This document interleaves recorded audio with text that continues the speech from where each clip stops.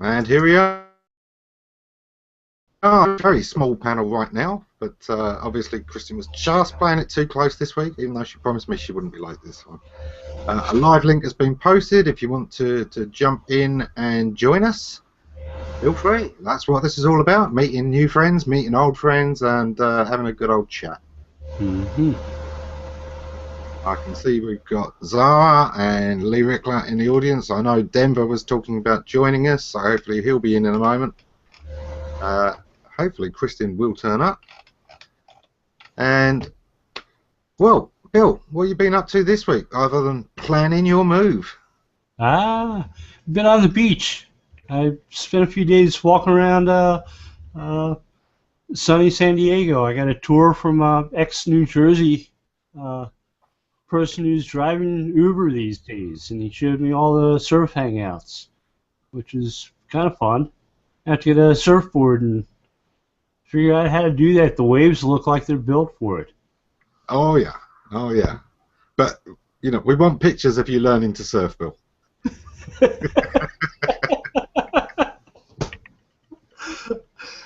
You're gonna put all the pictures together into a slideshow to the tune Wipeout. That's good. I'm going to get a waterproof camera. Yeah. Yeah, it's an exciting move. It's pretty good opportunity, I guess, as well, because that looks like it's going to be a really good meetup. Is that the main reason for the move, or just fancy some of that warm weather? That was one of the big reasons. I got out my door this morning, and everything was covered with a sheet of ice. It really was. I don't want that anymore. I'm done with that. Move somewhere warm. Mike Blumenthal told me I would have to dye my hair blonde. I'm not sure that. I'm not sure I can do that. Sun a lot and see what happens. Hey, Denver. Hey, how are you? Hey, Denver. Doing good. Your first time joining us? Yeah, I'm Denver, and I work for Strike Gucky Commerce. I'm a co-founder, and I can't get my custom overlay to load. Oh, no. It's there. Oh, no, that's not the one. I've got a custom overlay, and that's not it. Oh, no, that's definitely not it. Strike Hawk one. Okay. Oh, okay, well. Here I am. It's showing up for us. Right. Hey, Kristin. Hey, John. Hey. Hey, Fat Cheeks. This is the first time I've ever gotten to say hi to you. Now you have. Yeah. How are Hey, you? John. How you doing? Hey, John. Oh, there he is moving. There we go. Looks like he's just lagging behind us a tiny bit. Mm-hmm. So, the big move move does look exciting, but you've got a lot to do in a short time, haven't you? I decided I'm not going to move a lot of stuff. Sell out, buy fresh. I put out about 20 bags or so for the garbage man this morning. I hope they didn't have to get a backup garbage truck, but we'll see. I figure all the food I had saved up for the apocalypse, everything, that's all gone. Cool. Well, I must admit, you know, we're all going to be excited to watch the move and see what happens. Lee's saying hello. There he is. And Lee, why aren't you in here, mate? What's going on? God. Why is it easier to send a message than it is just to log in? Hit that button. Come on in. I make Lee nervous. He told me that before. That's me or the host frozen. So, Denver, what have you been up to this week? I've been working on a Udemy course on ontology and writing a book. What's the book about? The book would be about ontology and e-commerce. So I'm trying to teach people from when I first started out, and someone told me, you know, you gotta learn taxonomy, and I kind of looked at him cross-eyed like, what is that? So I'm going to start with the basics and try to teach people what that means and why they need to use it when they categorized for products, because I see a lot of people use the brand name as the category and they stick one product in their category. You gotta get it Just never get right. found. Yeah. Where's you located, Denver? Pardon? Where are you located? I'm in New Smyrna Beach, Florida, and today it's a 52 degrees Fahrenheit and 12 degrees Celsius. Now, where is that located exactly? I'm That's on the east. about 1 hour north of Cape Canaveral and about 1 hour east on the coast from Disney World. Charles is joining us for the first time. Hello, Charles. You got sound there? I think so. Yeah, nice and clear. So, introduce yourself. Tell us about you. Well, I'm formerly a consultant and academic computer science researcher type, and I got interested in doing metasocial networking about 20 years ago, so I've been working to slowly create something that connects all the social networks together, and that's called Virtual Rendezvous. And because I'm very pure, I'm not willing to start a company until I think I've got it perfect and it will work in the right way, and so it's taken me forever. Perfect is one of those things I'm very fussy about as a word. Nothing's perfect. You've got to kind of let that go. I don't go for the pure, the minimum viable product, but don't aim for anything too far past that. Get something that works and get it out there so that it's working for you and building up some traction. Perfection never comes. There's always something that can be improved. I got you. It's purity that I'm mostly interested in. In other words, it can't be a company like Microsoft or Google because it has to be trusted much more than any institution is trusted. So, well, Hewlett-Packard started out of a garage, so you can't really get perfect from that. It was a nice garage. I've been there. Yeah. It's a garage. Yeah, so we've got Mike Daniels joining us from the YouTube page. Hey, Mike. Hey, Mike. Looks like Zara's coming back later. Zara, we were hoping you were going to jump in here. Lon McClure is watching, and William Rock. Adam Music says he could join, but since he's at work, he wouldn't be able to say anything. I can just imagine the guilty look on his face on camera. Hey, Zara. So, John, what have you been up to this week? Just got through planting the winter cauliflower crop just this morning. So that's what we just finished doing, and put up the Christmas tree this weekend. And my son is a Christmas addict, so he's got every room in the house decorated, and so we're in full steam Christmas over here. It's looking very Christmassy, and then I just finished one of many e-commerce rescues that I do. I just finished that this weekend. I actually worked over the weekend to get them wrapped up because they have a big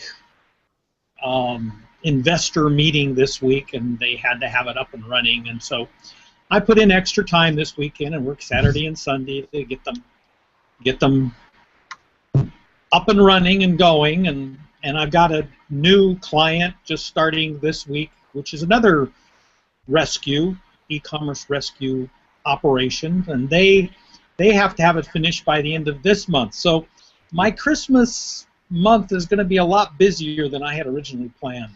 So you're like a Hollywood. Things would quiet down. You're like a Hollywood script doctor, except for websites.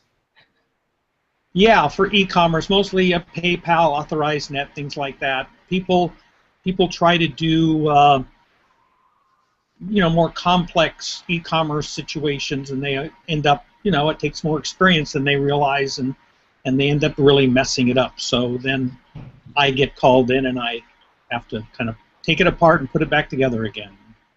That's one of the things I do. Yeah. That's sometimes the tricky thing with the web is that it is easy to go in and you can do an awful lot of adjustments yourself. Mm-hmm. People go, yeah, I can do this, and then one little mistake somewhere. I mean, you know, the number of times, even as a professional coder, you miss off one semicolon and the whole page stops working. And finding that error later, so, you know. Yeah, don't computers be are very anal. Always make a backup first. Always back up, then tweak. Yeah. We've had those before. Absolutely. People destroy categories and products and wonder where it's at in ether, and there's no way to recover it, and they get frustrated. Yeah.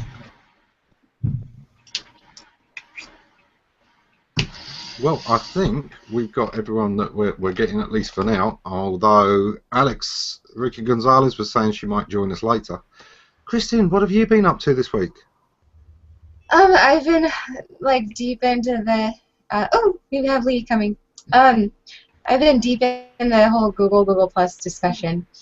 I like to get into those long, arduous feeds, and you know, it's kind of interesting because, okay, so David Kutcher and I have talked about this before, and so I might ask you guys what you think.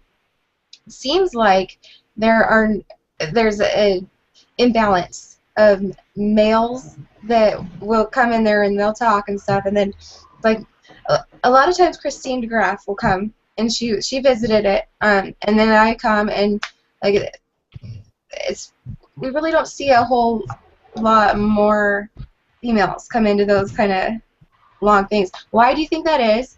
And yeah, why do you think that is? And or have you even observed that? Yeah, I mean, Bill and I see this with the conferences a lot, and criticism of the conferences a lot, where a lot of the conferences, even the really big ones, it's 5 times more work to get the female speakers for some reason. We had this Honest Susie when we were trying to fill guest lists week after week. Easy to get, guys, no problem, hundreds of them, always willing. When we tried to get the female guests on, I had to beg, I had to cajole, I got 6 volunteers. Sometimes it seems to be a confidence issue, and the ones that are there and do speaking gigs just seem to be so busy, maybe because everyone's been begging them to turn up to something, that it was really, really difficult. Also, the only ones that blew us off time after time after time as well were the female guests. Was there a point? There was a point where that kind of turned around, though, right? Or Izusi? Partly, yeah. Yeah, we got a burst of 6. But I still had to do some arm twisting and reassuring, and I don't know, it just does seem to be harder, and I wish it wasn't. And in our industry, what we'll get is, you know, you want to do a conference, you want it to be fairly representative, so you're hoping it's going to be about 50-50. And the problem is that all the women willing to speak only want to speak about social media. Unless you're doing a conference on social media, it's very difficult. And it does seem that copywriting and social media, there's a lot of women out there. They aren't all willing to talk, but there's a lot of women out there. When you get into the coding, there's a lot of women out there, but they just don't want to be on camera. They don't want to be at the event speaking, and it gets a lot harder. We never had Susan Finch on there, did we? On the Susie, yeah. We did? Okay, all right. Yeah, she's great on the camera, and she knows her code. Yeah. I think there's a natural tendency, socialization-wise, to not be quite as pushy when you grow up female, and as a result, these kind of situations where you have to be a little bit pushy in order to get your voice heard can be frustrating, and maybe they just check out after a while because they have had bad experiences. And like when you say pushy, could you describe that? Well, I mean, I don't find it, for example, difficult to leap in a topic that I think is only vaguely something I'm an expert in, and I think my opinions are pretty important, and really those statements are both not always true, but you know, it's a confidence thing, but it's also a pushiness thing. It's a kind of an eagerness to participate that some women are just a little bit more hesitant, and as a result, other people go first, and they never get in. Do you think that has anything to do with like some women like afraid to show vulnerability to like a whole room full of men? I think it's more like they're afraid that they don't have the proper skill set to participate fully, or they're at least uncertain about it. I think there was a study showing that women statistically underrate their own talent and ability, and men consistently overrate theirs. Mm-hmm. Yeah, I've read studies like that in my social development class in school and stuff.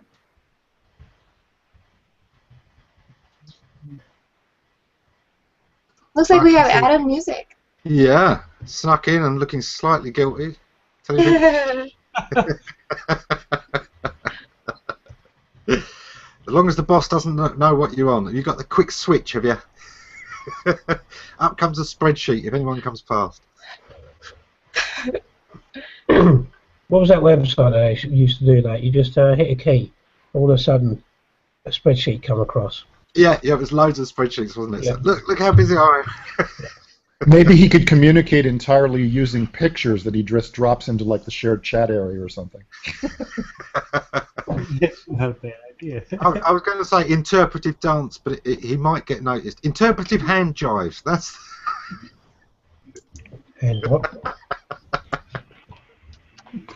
Lee, what have you been Yeah, up right. to this week? I'm up in the other room and we've got this light. Look at this really bright light right in the middle of the room. And I'm trying to get it out of my head so I don't look like some angel. There you go. If I stand there, I look like some angel with a glow around me. I'm just trying to get out of the way. But a great. That would work out for Christmas, wouldn't it? Yeah, I'll just stand here all Christmas having a live hangout. Had a great hangout on Monday with a good huxing, as it were. That went well. Couple of really big projects just come in. Yeah, hi. Would like it before Christmas. yeah. Anyway, so good few projects come in, and that's about it really. Just working me nuts off, as usual. And I'm not scared of you, Kristin. Danielle gives us a good comment here. She says that to echo what Charles was saying, women have the imposter syndrome more often than men. And in addition to that, the speakers tend to be slightly older a lot of the time. And that often means that the women in this industry are work-from-home mums. We get a lot of those. And let's face it, leaving the dad with the kids for a couple of days while you go off to a conference doesn't end well, does it? It leads to upset kids, upset husband, and you come back to a mountain of housework. So maybe there's a little bit of that, and now I can have the dads upset at me as well as the mums. So there we go. I mean, I don't know, my kids are always happy. Oh, go ahead. I'll say it just comes down to confidence thing. You know, either you know your stuff, so I'm going to keep my language quiet. You either know your stuff or you don't. And there are men as well as women who just don't know their stuff, and they'd rather just hang back a bit because they haven't got confidence, especially when it comes to a big conference and you're up there and you're scared you're going to make an idiot of yourself. Again, minding my language. You're scared you're going to make an idiot of yourself. I don't want to do any big conferences because there's nothing I can talk about that either everybody doesn't just know already or that I know better than anybody else. So, you know, I wouldn't do any big conferences. I'll get up and do a 10-minute, 15-minute talk, 5-minute how to install WordPress, but that's about it because that's all I know easily. But getting up like Mark did, Mark Chaphagen at what was it called, SME World or something like that. Stone Temple. Yeah. Doing a 30-minute talk. There's no way I could do that unless I have some crappy PowerPoint behind me to lean on, because I haven't got the confidence to do that. My guess would be that you could get more women to do this if you gave them a practice-safe environment to try it out first. So in other words, rather than going right into the conference or into the presentation mode, give them a seminar environment where they can gain some confidence in the public speaking part and the feeling confident about their own presentation skills, and then they'd be more likely, I think. But that's why you join local networking organisations, men and women. So you can get a 10-minute talk. You can get up to your talk for 10 minutes. Nobody there wants you to fail. Everybody there wants you to succeed. And the only person who's going to know you messed up is you. There are Toastmaster clubs across the United States where genders of both type are welcome, and they can get up and talk, and they're encouraged to do so. It's having a seminar chat practice run for a Google on-air Hangout. I'm not sure that that's really viable, but maybe as a private company, that might not be a bad idea. That's something that there's a possible need for. Having someone set up something like that. Mm-hmm. Set up a private Hangout. Do your talk. Just have a big camera, so you've got a big screen, a big area. Let it record to YouTube. Keep it all private and play it back to yourself. See where you've messed up. Yep. That's the way you gain confidence. When I was working with the last SEO agency that I was with, we put on a few of our own local events, and one of the things we did was try to encourage staff who hadn't done any speaking but felt that they had something that was worth sharing, or that we felt they had something that was worth sharing, and we said, look, come on, we'll be in a panel, there'll be myself one side, another experienced guy the other side, join in and just break the ice that way, and they did fine. And I do think it's important sometimes that anybody who is doing events does have this kind of training available and this ice breaking for new people to come up and do it, because otherwise it gets to be the same faces over and over again. The thing that Mark Slidell once said about Hangouts, about reused guests, cycled guests, it does get a bit like that. We do sometimes see the same people cycling over and over. Let me throw in a quick happy birthday, Tim Longwell, because it's his birthday today, and I don't know why he's here instead of drunk. I suppose it's still early, but maybe Tim, he is drunk. He's going to start posting obscenities soon.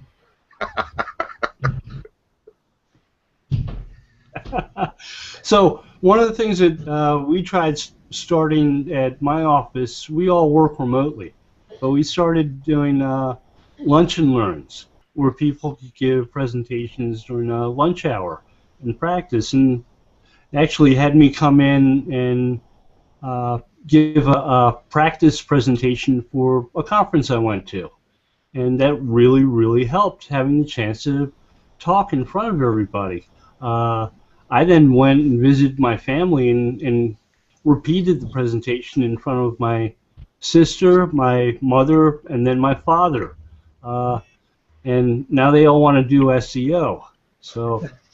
You're all SEO gurus. Uh-huh. I touch build, therefore I know SEO. For those who don't have a company, don't have the support group physically around them, one thing I'd recommend is find out if you've got a local Toastmasters group, because that's a great way of picking up some fantastic speaking tips, and you do get to do the speaking. They really do help you. They really brush up your technique and can make you not just a confident speaker, but a powerful speaker. A friend of mine tells me that she likes giving her presentations in front of her mother, and she calls it the granny test. So that inspired me to practice with my father, and I'm not going to tell him that he got the granny test. A friend of mine who he does a lot of speaking, he said the way he learned where he was going wrong is by every time he did a talk, he just put his iPhone down and just hit record. And when he was driving away from the event, he played the recording back and just listened to himself. So he wasn't hearing anything, he wasn't distracted by any PowerPoint or anything like that. You could just hear what he was saying, and then he played it to other people. And he said, look, if you can understand what the hell I'm talking about, then I'm halfway there already. And I think one of the things that really helped me, I still hate giving talks at seminars. I still get such bad nerves. I have to fool myself. I have to pretend it's not my turn next.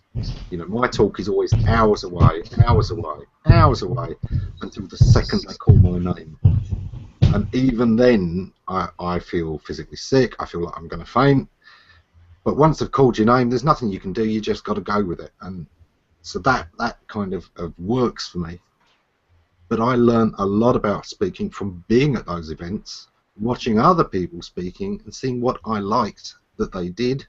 You know, I'll give a shout out to Mike Grahan, to Dixon Jones, to, well, there were so many names that, you know, I watched speak at these events, and each one I learned something from, or I learned something that I liked and could emulate in my own. You know, another good tool is to watch TED Talks, because they're very disciplined, short, and well done, and you can get a whole bunch of different presentation styles by just watching those. It's funny you bring up TED, because that was the very first thing that I thought of in response to, you know, TED does manage to get some fantastic female speakers on so many different topics. Why is it so hard for the rest of us? You know, is it just that we don't have the same credentials? If I was doing TV, would I be able to get a lot more women? Are they being actually a little bit more fickle about what they're saying yes to? Yeah, I got my speaking experience from being a student teacher and then a high school teacher for 6 years. And there's nothing that's going to cure you faster and more intensely than having a room full of high school students that you have to keep their attention and entertain and teach them. I taught biology and marine science. But you really learn to not even think. I mean, if I speak now, I don't even think about it. I just get up and go, because I did it for so many years where it was just, you know, 4 or 5 times a day I had to stand in front of the class of kids that I had to control, and I had to be one step ahead of all the time. So yeah, it's being a teacher for me is what kind of cured me of any nerves about speaking in front of people. I just don't have that problem anymore.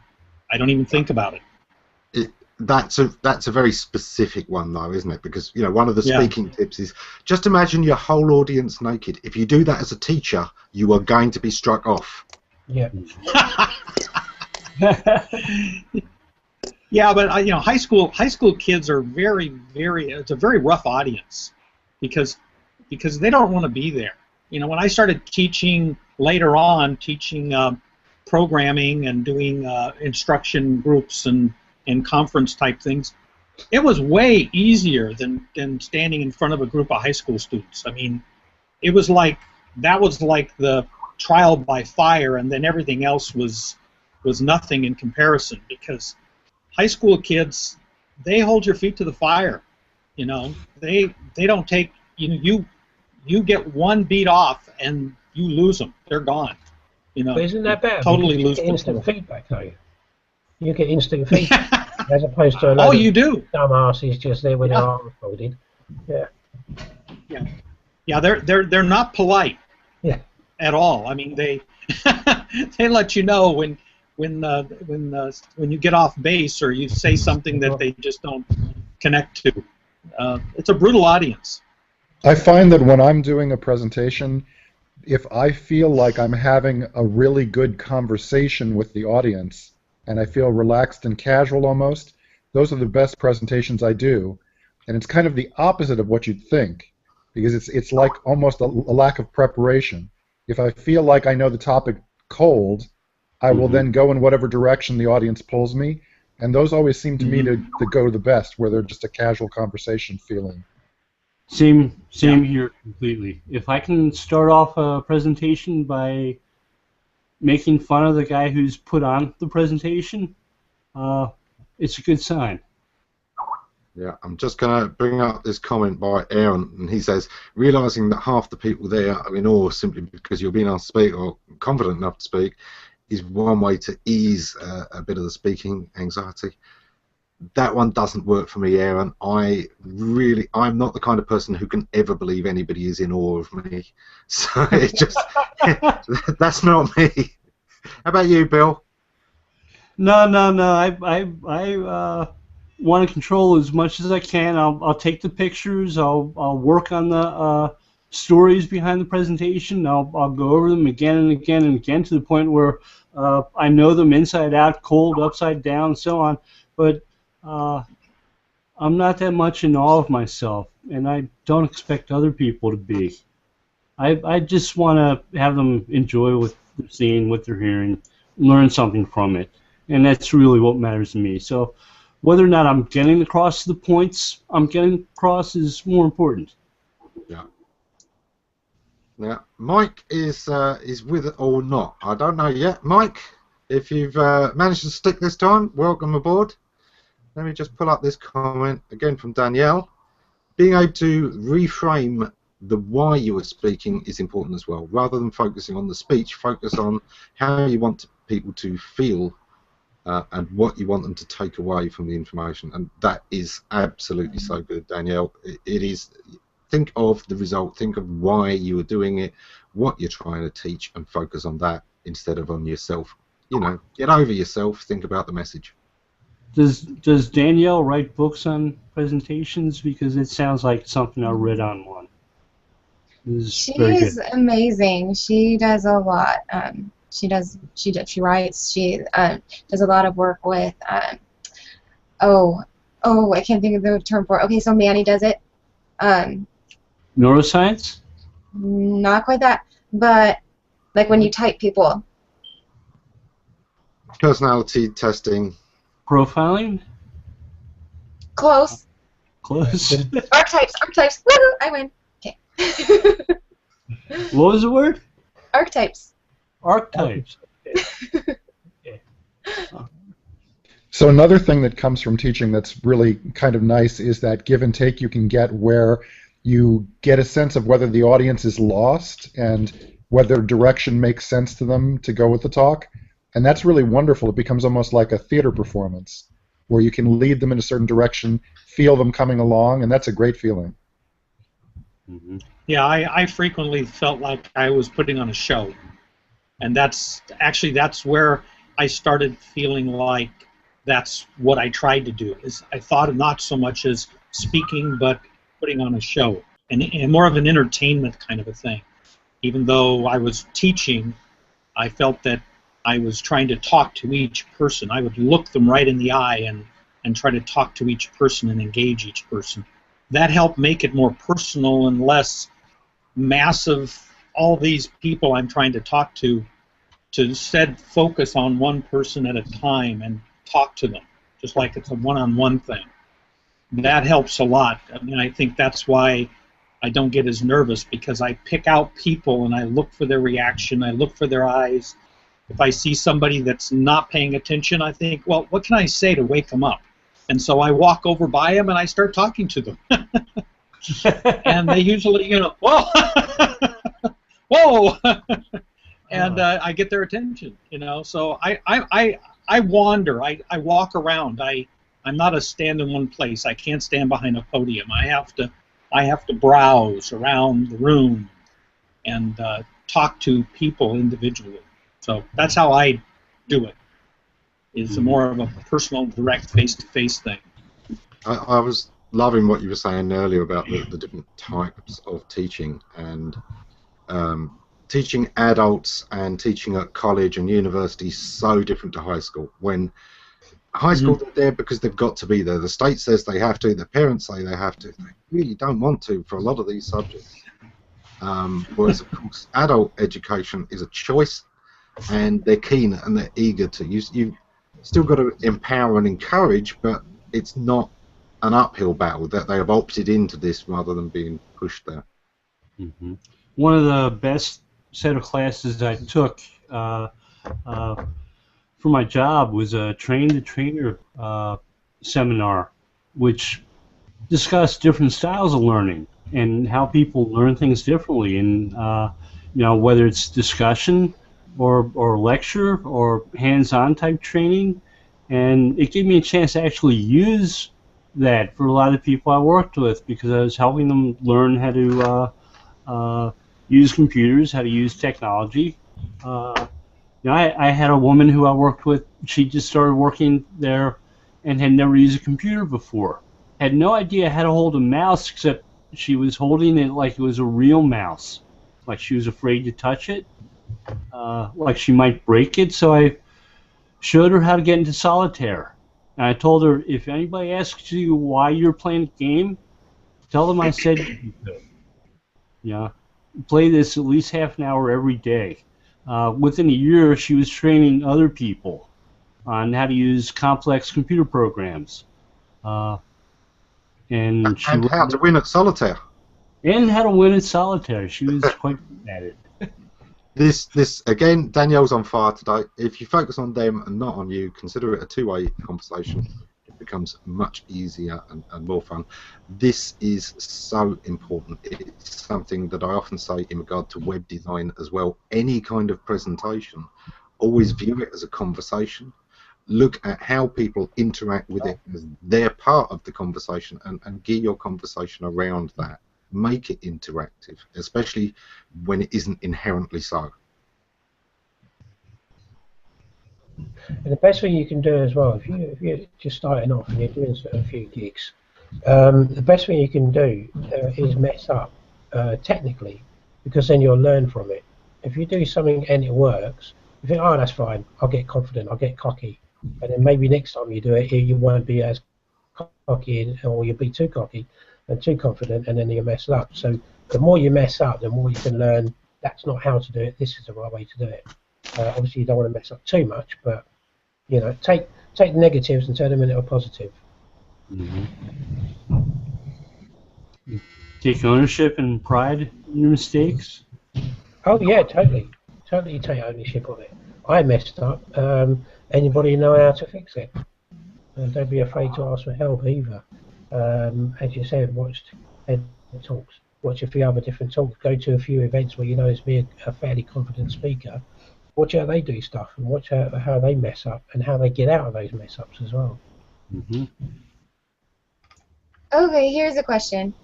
Oh. So, do you think that maybe perhaps women need something to, like a reason to be talking about something? Like Michelle, she loves to help nonprofits, and so that's like her passion. It drives her learning more and more about this industry, so that she can like fill both passions. Mm-hmm. And it seems like some men are able to just geek out on just the technology itself. So do you think that, like, if perhaps a woman was presented with like a cause that she could support and talk about that and integrate that with her technology talk? Why can't women geek out on talks? I wouldn't separate the sexes. It's individual. You gotta peak to someone's interest, and when you find their passion, they're just gonna start speaking and won't stop. All right, I was just some of the female coders, some of the female programmers I know, they are absolutely into the technology, and that is their passion. And some of the guys I know, it's all about the cause, not how you're getting there. So I don't think that is the divide. And I don't mean necessarily just cause marketing. I'm just saying like that for an instance. I don't know. I'm just still trying to brainstorm with you guys. Because I'm a female and I gotta represent.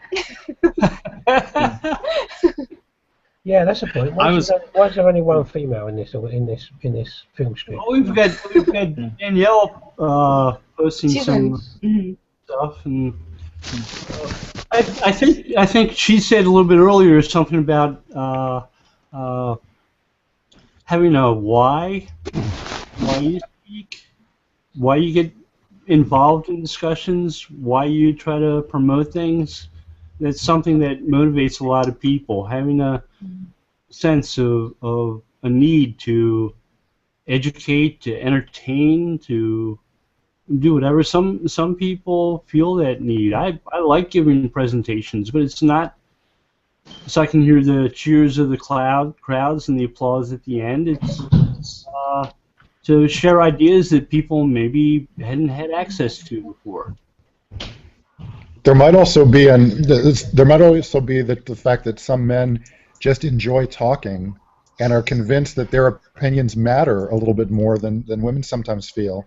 So, for example, I feel like I can talk about a lot of different things intelligently, and it doesn't mean that I feel the urge to do it all the time, but I don't mind extemporaneously talking about anything.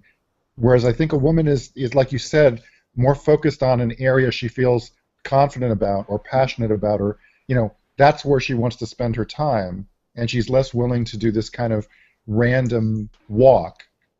And I don't know why that is, but I think I've seen it in at least in the audiences I've dealt with.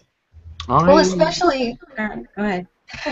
I haven't. I mean, I've seen a lot of women who are very willing to come out and speak about their expertise on something that, quite frankly, they're not really yet an expert on. Certainly I see this in social media, I see this in aspects of creating writing, I see web designers.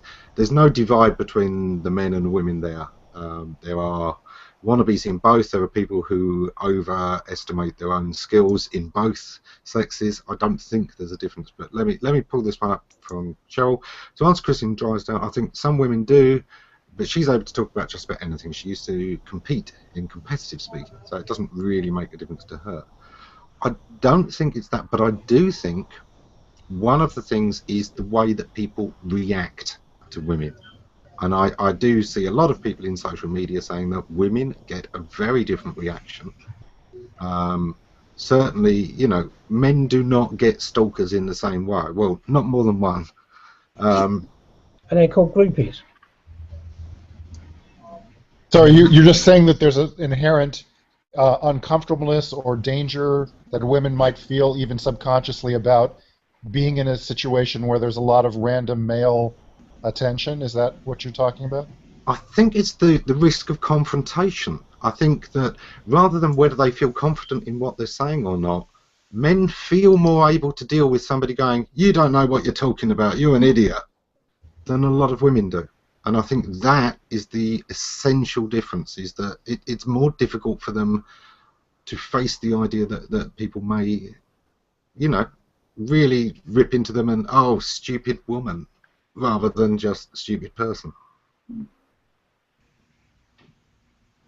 All I know is I need to meet some more geeky women, because I don't know enough about the women that go to these conferences to be able to put an educated opinion out there. All I can do is speculate from over. And Kristin, do you think there's also a generational thing?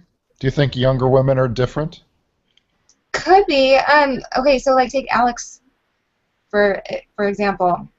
I think that she has a lot more confidence in her ability to talk about communications, anything. She talks about anything on Google Plus, versus someone maybe 20 years older. They're just taught younger. They're taught technology at a younger age, and there's a lot more people trying to help girls get coding earlier and getting computer experience in general. Do you think SEO and social media are the low bar for entry for speaking? Because anybody can just, this is how you do Twitter. This is how you get to Google page 1.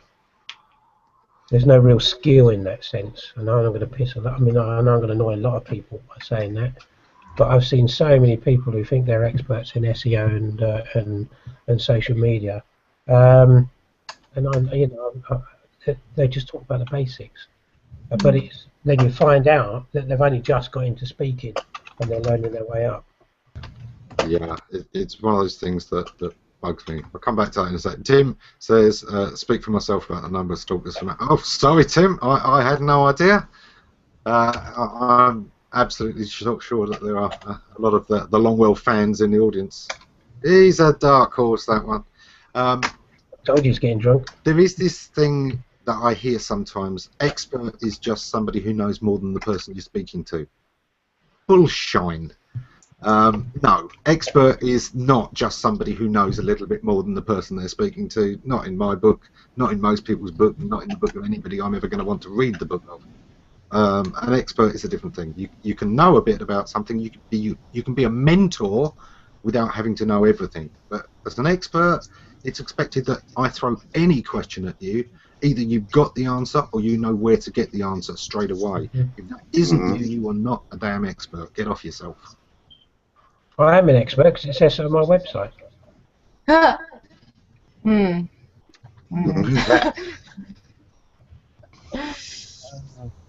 But it's true with Udemy, you can take a course on learning to be an instructor. You can learn to be someone that teaches. You can practice on your webcam. You can get instant feedback, and you can change your courses even after it's launched live. So it's a good way for me and for anyone else to get instant feedback on how they're doing and get better at it. There's a really great song by Laurie Anderson called "It Takes an Expert" or "Only an Expert," and it's 7.5 minutes of her explaining how so-called experts seem to disastrously done things in the United States the last 10 years. And so there is a downside to being convinced you're an expert when you aren't actually one. In other words, you can be given like titles and positions of authority and then do a lot of damage because other people, you know, consider you an expert when actually you aren't.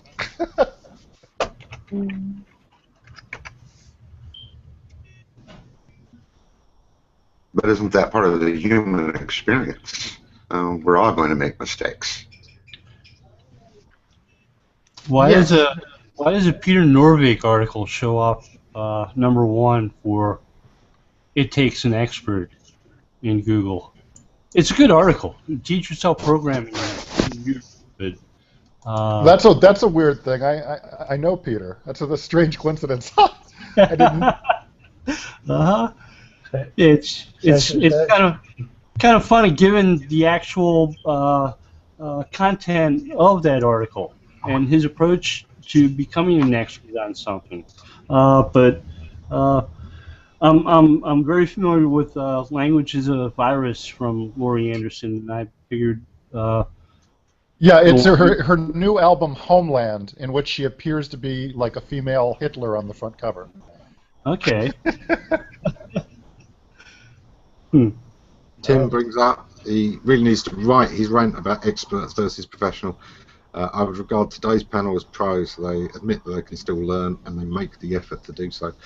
Absolutely, Tim, that's so important. I don't think you have to be perfect to be an expert. You know, that's not the thing, because it comes back to that thing, nothing's perfect, but you really do need to be able to find the very best answers very, very quickly. You're supposed to be the reference, and you should be as good a reference as is possibly out there. It doesn't mean that you have to be the original thinker of all the answers, but you really better be able to get them really fast and cite whoever is.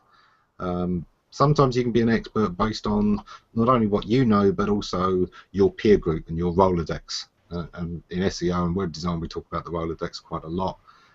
Nobody can be a master of everything, and there are so many different things that come together that, you know, you often have to call in a specialist. But it's knowing those specialists and being respected enough by them that they will answer your questions. Right, like being a librarian is a form of expertise. Knowing how to find things. Yeah. Danielle says, as a woman who's been online since 2007, she's found the level of venom and vitriol has gotten exponentially worse over time. The trolls under the bridge have become bolder, and that can be scary to somewhere. Yeah, absolutely, Danielle. I agree with that. I do here. Especially when they started allowing just fake names to get on Google+. I see certain topics get comments from fake names with fake profiles, and it's all hate. So I didn't like when they did that. I love this one by Aaron. There's an adage that essentially says, in order to truly be the smartest person in the world, you have to understand there's always someone.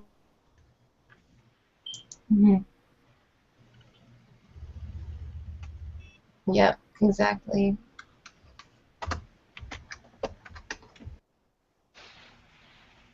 Who kicked Ammon out? Someone kicked Ammon out?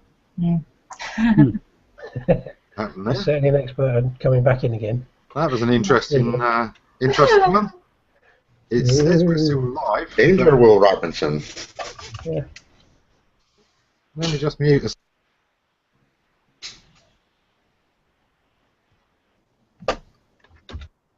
Talk amongst yourselves, everybody.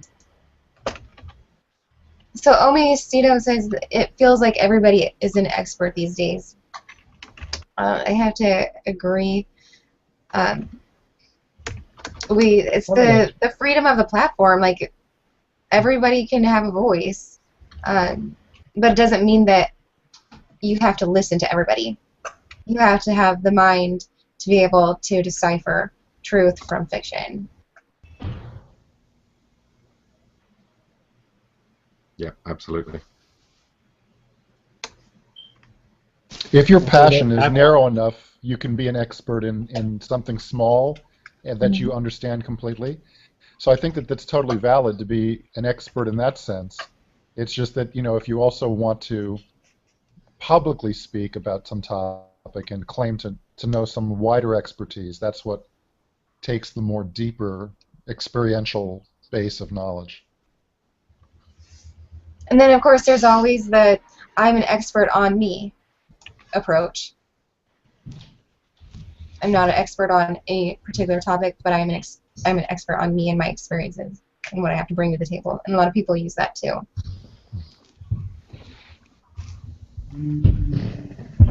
I've always felt that, at least for myself, a big strength is the ability to get out there and research things, and I've always really enjoyed that, and I think that's part of something that if you're really enjoy and good at, helps you become more of an expert in a topic, is if you really enjoy getting down and studying everything. I know, Bill, you that's what you do constantly, is researching and patents and stuff like that, and that's why people look to you, because they know that you've uncovered every rock and you have dug down real deep and looked at every possibility, and I think that knowing that somebody really does that and does it constantly, it helps build that confidence in what they're saying, because you feel like you know that they've really dug deep on it and they're not just sort of talking off the top of their head. And John, every rock I pick up has another rock under it. Oh yeah. I find that out every time I go out and dig in my garden. I pull one rock out, and guess what's underneath it? Well, what is that famous comment that someone made to I think it was to Bertrand Russell? She's asking about the turtle, the world being supported by turtles, and she wants to know what's supporting the turtles, and he says, "Aha! You can't trick me. It's turtles all the way down."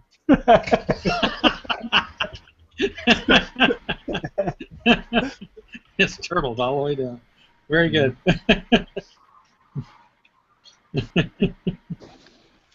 But the thing with Bill and with research is so important. It's what I always said. When I started out doing this, I spent 8 hours a day on my job, my work, and 8 hours a day on research. I mean, I was doing long days to keep up, because it was also new. It wasn't known. We didn't have even the rules that you've got today. People say it's difficult today because there's so much advice out there. There's hundreds of blogs, and there's hundreds of forums, and there's hundreds of Google posts. It was the opposite in our day. There was very little when I very first started out. There were snippets, little bits, things people had done for themselves. Nothing had been tested on the big scale, and you had to do it yourself. You had to do all of that kind of experimentation across a range of sites yourself to see if it worked. Yeah, another thing is important is your sources. When I'm doing research, the first thing I look at is the source of who I'm reading or what I'm looking at. I think it's so easy to just especially on Google, just to look at that headline and go, oh, that's what I want, and click it. I always look at right underneath, where is it coming from? You know, is it coming from just some nameless blog, or is it coming from, if I'm doing science, is it coming from an institution like a university or something? You know, And what year so was sources is so written? important. Yeah, sources is critical. You've got to look at that first, otherwise, you can just be, you know, garbage in, garbage out. You know, real quick. And an expert would know what is garbage and what isn't garbage. So it's not that there isn't. Yeah. Okay. We're coming up to the hour, so we're going to have to kind of start wrapping up because we've got a lot of people to have a last word. So let's kick it off. Bill, you were in first. You go first. Okay. Ran across a book a couple of weeks ago that was written by one of the search engineers at Google in conjunction with one of his proteges and the guy who runs Walmart Labs. And it describes queries in ways that most people don't talk about.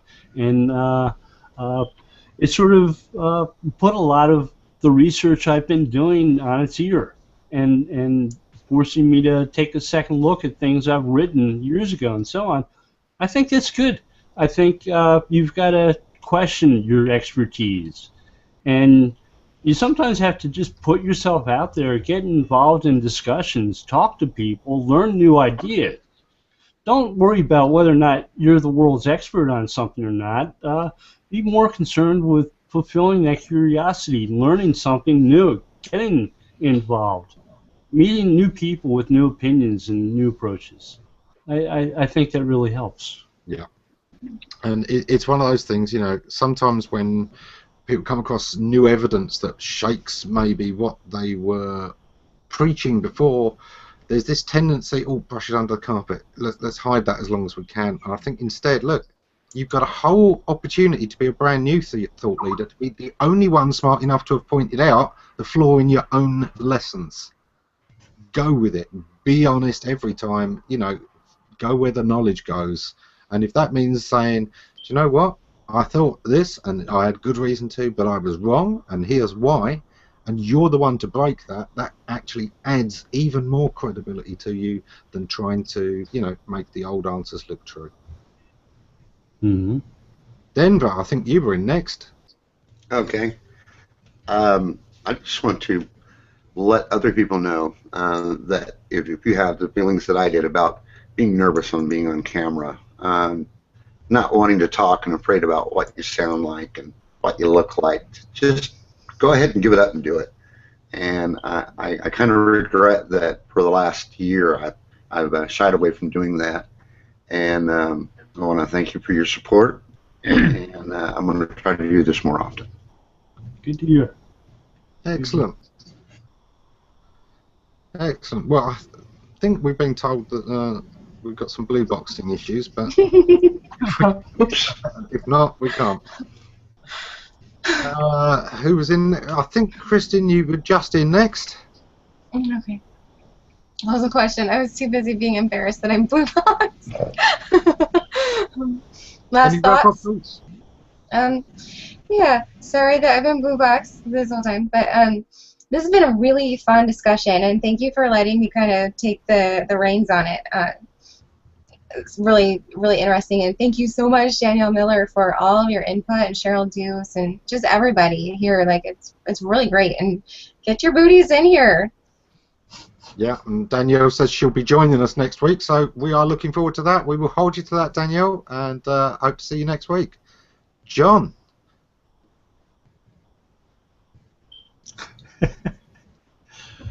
Okay, I first have to unmute myself. Yeah.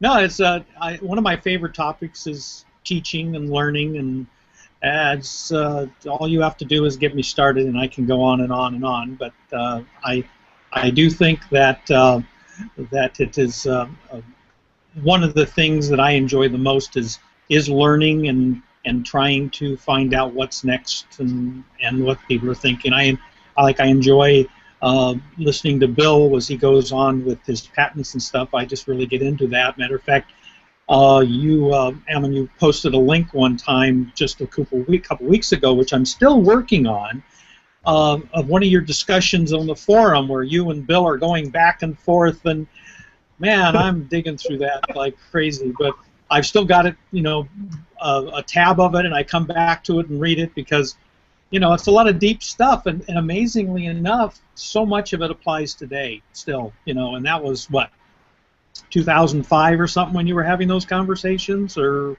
something like that. It's amazing. So, yeah, I really enjoy doing that, and sometimes I look up at the clock at night and I suddenly discover it's after midnight, So, that's fun. That was the SEO myths discussion at Creator Site Build that I shared. Yeah, I really like that. Anyway, that's what I love to do, and here talking to everybody, exchanging ideas. This is great. This is wonderful. Love it. Let me see. Who was? I think Charles was in next. Yes, I just wanted to say, for anyone who's still feeling a little bit shaky about getting started in public speaking, one last idea would be pick something you know reasonably well and teach someone one-on-one as a mentor and watch them learn and discover the things you know and get interactive, and that will give you a lot of good experience for that nice conversational style of presentation we talked about before. Very good. I've just got to bring up a comment by Alex. I can't get it on the screen, I don't think, but she says, sorry I couldn't make it in. She's actually HOA ready and everything, got loaded with work. She won't make it next Tuesday. She's not scared of cameras or HOAs, just me. Well, there we go. The truth comes out.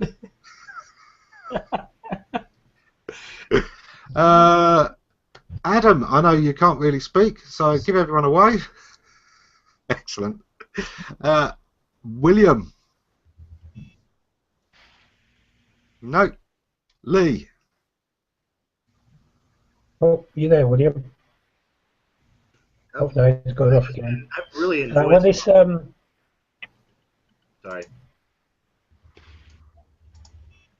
Lee, you go, then William. Well, then, all right. There's a dramatic pause there, you see. That's what I was building up to. This conversation has reminded me, or this hangout has reminded me of an old saying of, if you want to better yourself, then surround yourself with better people. And, well, look at the film strip. I mean, come on. Yeah. William? Well said, sir. Well said. No, I've just enjoyed the conversation with you guys just geeking out. So I've kind of been on the sidelines and doing the comment thing, but wow, powerful show, guys. Aaron says he loves these informal hangouts. It's truly painful to move on to more serious parts of his day afterwards. Thanks, Aaron. We rather enjoy these ourselves. That's all for this week, and we will see you next week. We will have the lovely Danielle Miller with us, and we'll be looking forward to that. Until then, be excellent to each other.